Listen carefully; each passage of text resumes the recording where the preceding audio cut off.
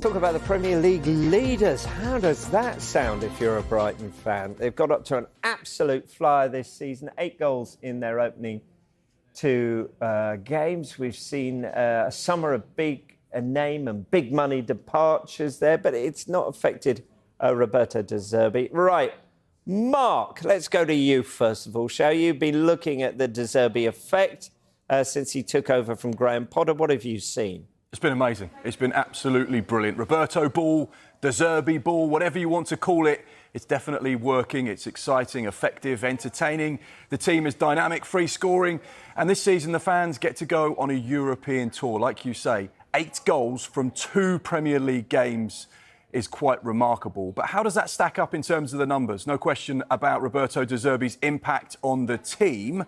What does the data show you from his impact from his arrival, which was on the 1st of October last year? So you can see the goals, 69, which is 3rd in the Premier League rank. The expected goals is 70.1, which is top of the table. Shots on target, 220, which is also 1st. Possession, 2nd on 62% behind Manchester City. Pass success is 17.3, which again is 2nd, again behind Manchester City. And their 10 pass sequences, 563, which is 2nd behind Manchester City, which leads me to say one thing, Rob. Is Roberto De Zerbi a future Manchester City manager in the making? Oh, now that's one to think about, isn't he? Does De Zerbi deserve it? Having looked at those stats over what is an 11-month period, I'm guessing that people shouldn't be surprised by the start they've made to this season. Absolutely not. I think they were trending upwards towards the back end of last year. They've definitely been one of the most exciting teams to watch under Roberto De Zerbi.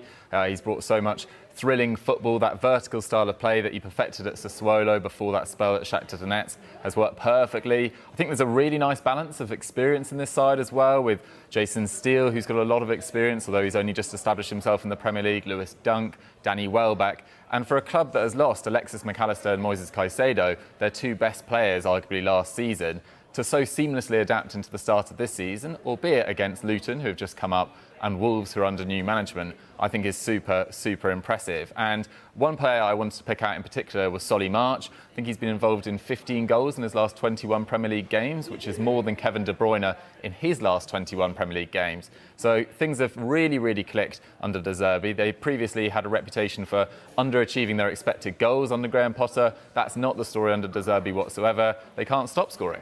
Yeah. Well, Mark just threw one out there, didn't he? The heir apparent to Pep Guardiola at Manchester City. Can you see that?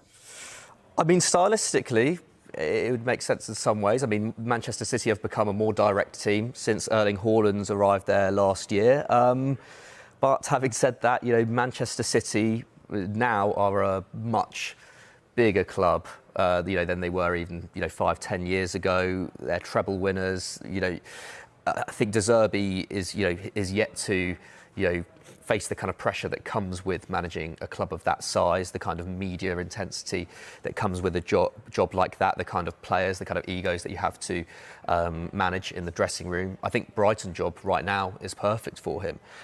He's come into a setup which was excellent under Graham Potter. The recruitment was already excellent. There's a great blend of youth and experience in that squad.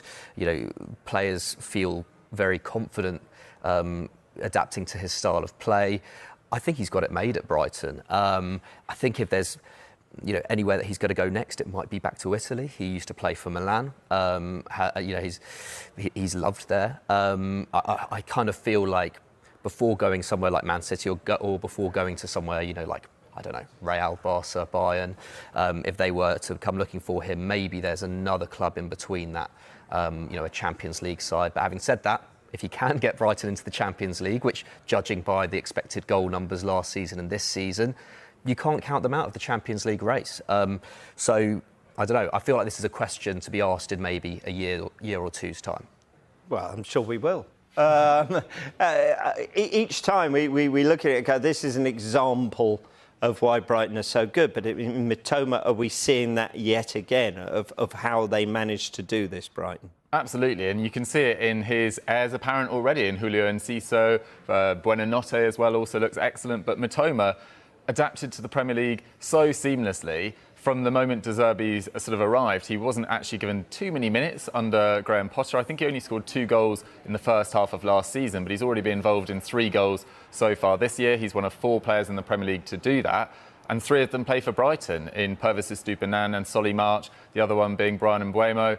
But I think Mitoma is almost getting to the level of someone, say, Jack Grealish when he was at Aston Villa, who was worth £100 million to Man City. The only thing counting against Mitoma in terms of getting a mega move in the next couple of years is the fact he's 26. He took to football relatively late. He actually went to university and did his thesis in dribbling, which is an amazing, sign of how dedicated he was to the cause and how he's perfected his craft. I mean, just looking at this goal against Wolves, I mean, any Premier League legend of all time, any great Premier League winger, the likes of Thierry Henry, Ryan Giggs, they'd be proud of that goal, and rightly so. And for Brighton to have snapped it up for so cheap, loaned him out to their sister club, Union Saint-Gilloise, and then integrated him to the team at Brighton, just goes to show that they have a project and an idea for every player, and it's come off spectacularly again.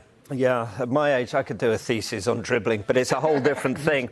Mark, we made...